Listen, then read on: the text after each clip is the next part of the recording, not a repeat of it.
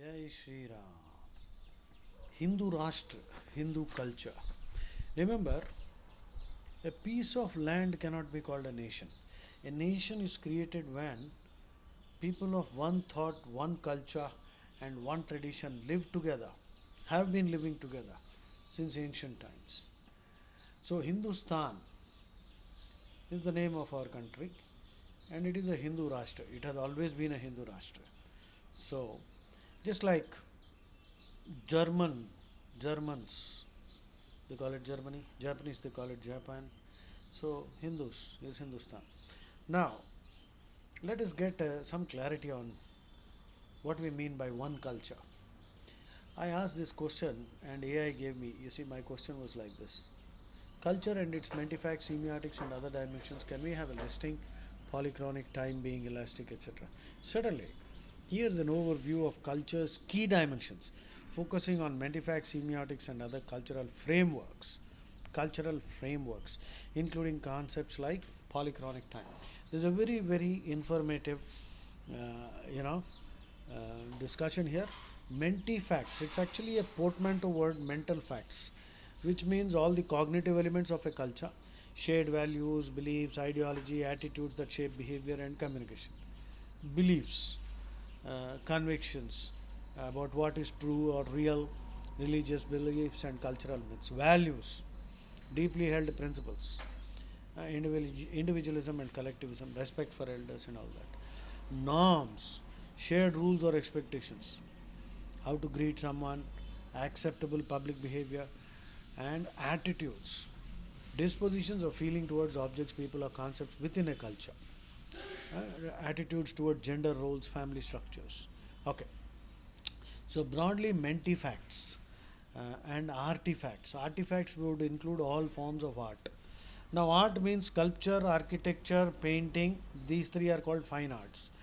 And then music, dance, drama. Drama means literature and movies also. You can put seven into art.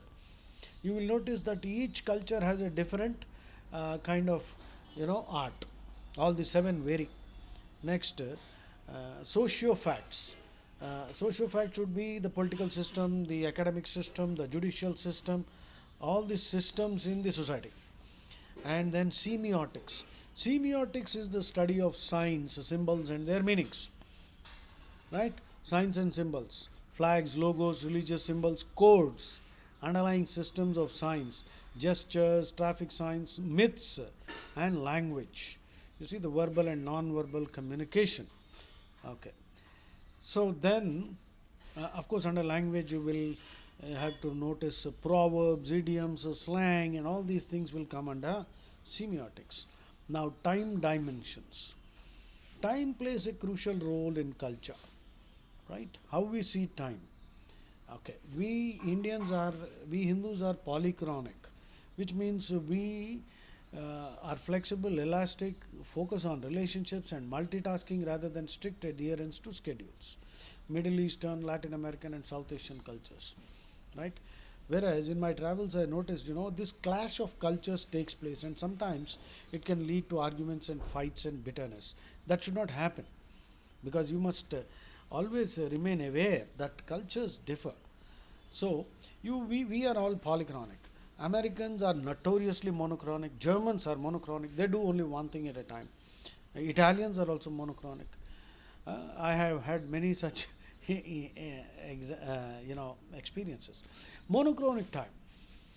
Cultures that view time as linear and segmented, prioritizing punctuality and deadlines. Unfortunately, punctuality was always there in Hindu society, but British are the laziest, the tardiest, very tardy. Because of the 200-year British rule, though of course they didn't rule the whole country, they infected us with their lack of punctuality. So we are actually very punctual people, though we are polychronic. That's the beauty. Okay, past oriented versus present oriented and future oriented. Well, Bhagavad Gita will teach you that you should be future oriented. Focus on anyway past oriented. See, traditions, ancestors, history, Asian cultures, that is a broad stereotyping. Present oriented. emphasis on the immediate moment, Latin American, Mediterranean. Okay. Future oriented emphasis on planning, progress, and future, US, Northern European. As if we are not. Okay. Now let us see. Space and proxemics. Proxemics means how close or you stand to somebody. Eh? Proxemics. These all come under body language. Proxemics, oculesics, eye movement, eye contact. Eh? And what else? Proxemics, oculesics, and some other words are also there. We'll come to that later. Proxemics, personal space. How close individuals are willing to be with others varies. Uh, you see, in India, we get crammed into lifts and buses and trains and don't mind it at all. Americans won't do that.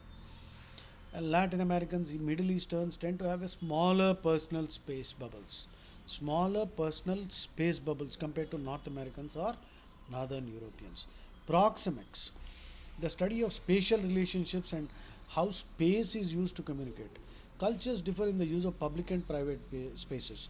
Okay, proxemics is something like 1 foot is the personal space, 1.5, 1 foot will be intimate, or 2 feet will be personal, and some 4 feet can be called social, and 5 feet and onwards can be called public. So, well, I leave it to you, do your own research. Now, next, high context and low context. We Indians, Hindus, are high context. Basically, this is a technical term. High context means we rely heavily on implicit communication, non-verbal cues, and shared understanding. That means, Rama told Hanuman, Hanuman was sent on a mission to search out Sita.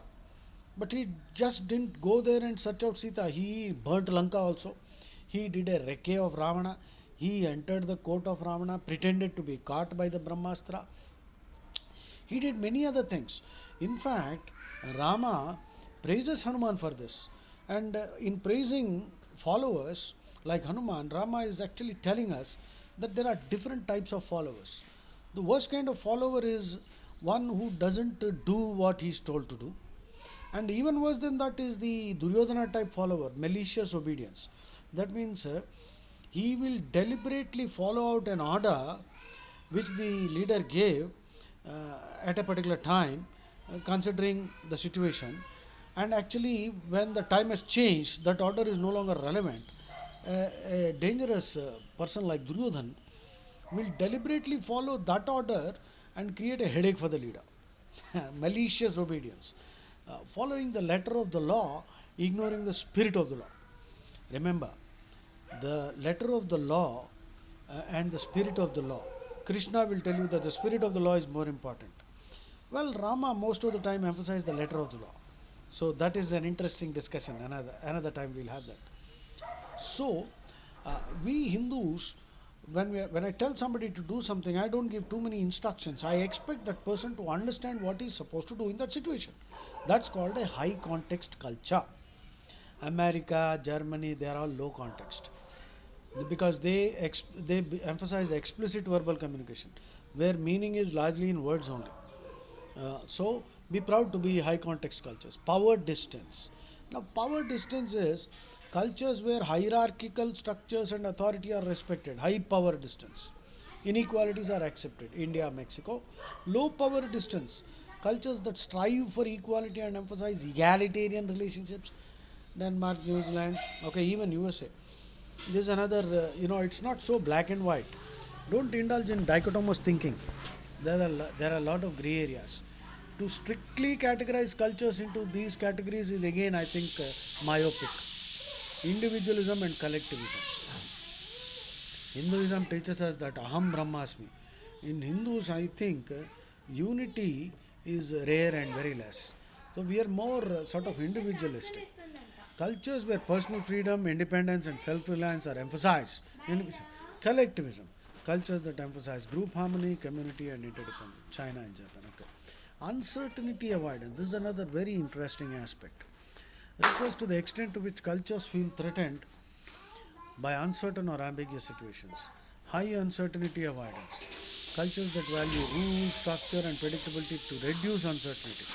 Again, here, Rama adhere to the high uncertainty avoidance because it was Treta Yuga, okay? Shambhuka was killed by Rama and Shambhuka gained moksha. So being killed in the hands of Rama is a blessing. Many idiots use the Shambhuka episode to attack Rama without knowing the details. Right? Chaos theory, butterfly effects are involved there. During Rama's rule, everything was in a perfect order. And anything, anywhere, any small event, like they say, the butterfly effect, chaos theory.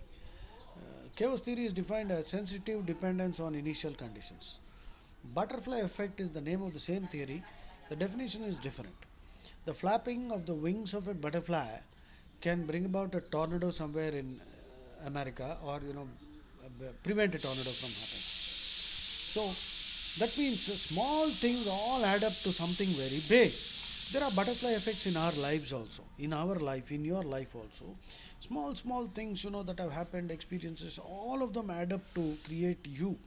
You are nothing but a series of experiences that have happened to you, and everything that has happened in your life has an impact on you. This is the chaos theory. What looks like chaos is actually not chaos. This is a higher form of order which ordinary individuals perhaps don't understand. So that's the chaos theory. So Shambhuka Vada, you will notice that a Brahmin comes to Rama and complains that his teenage son died because Rama must have committed some papam. Rama is surprised. He goes on his Pushpaka Vimanam to survey the land. He notices a Shudra hanging upside down from a tree whose name is Shambhuka. He is doing tapas because he wants to enter heaven physically. Now in Treta Yuga, Shudras are not allowed to do tapasya.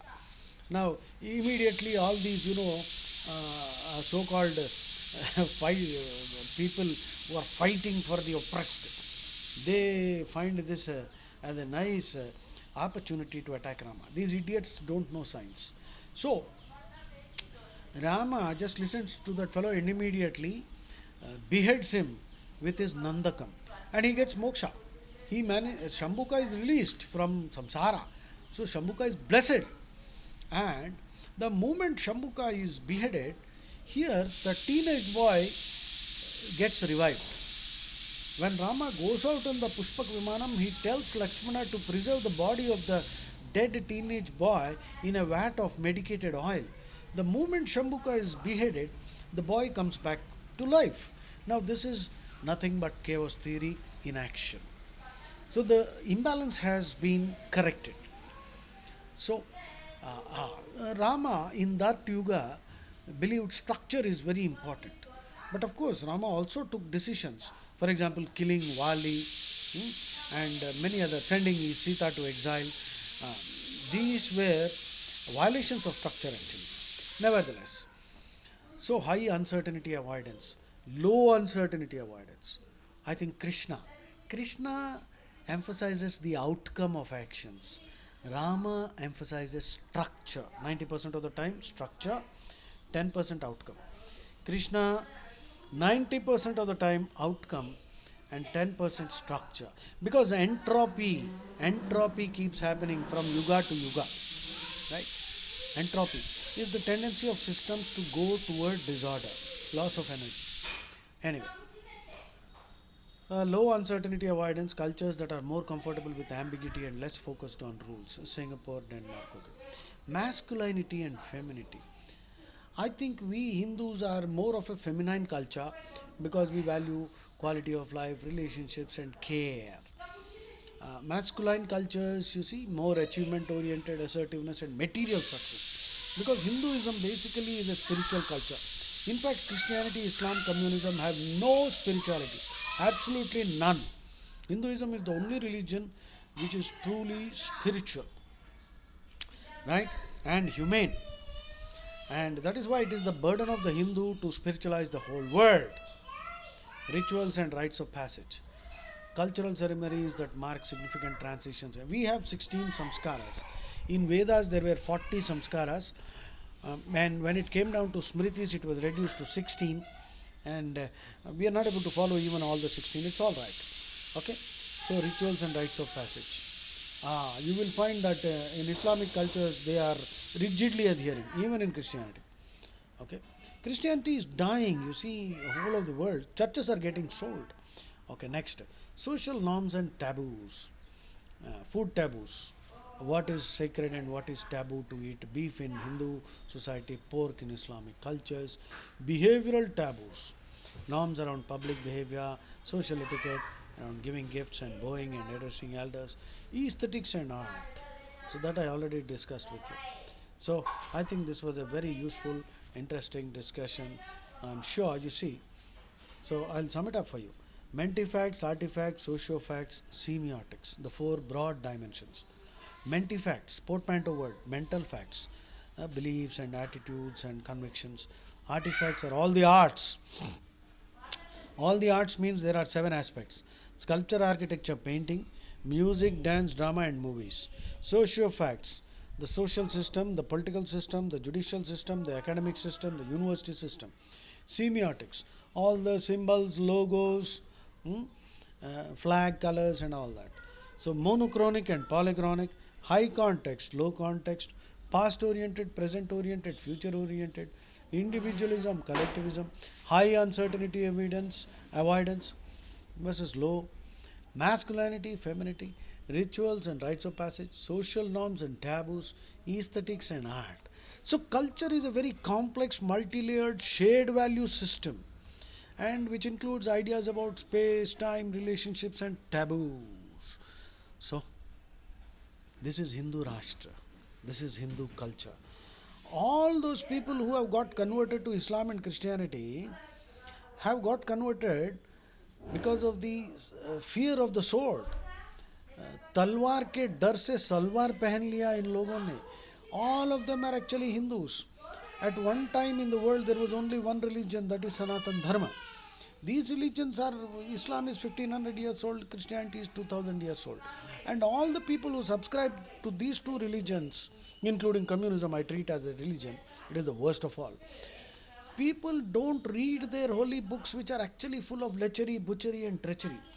In my opinion, any honest, educated, mature, analytical, critical thinker cannot subscribe to these religions. Jai Shri Ram.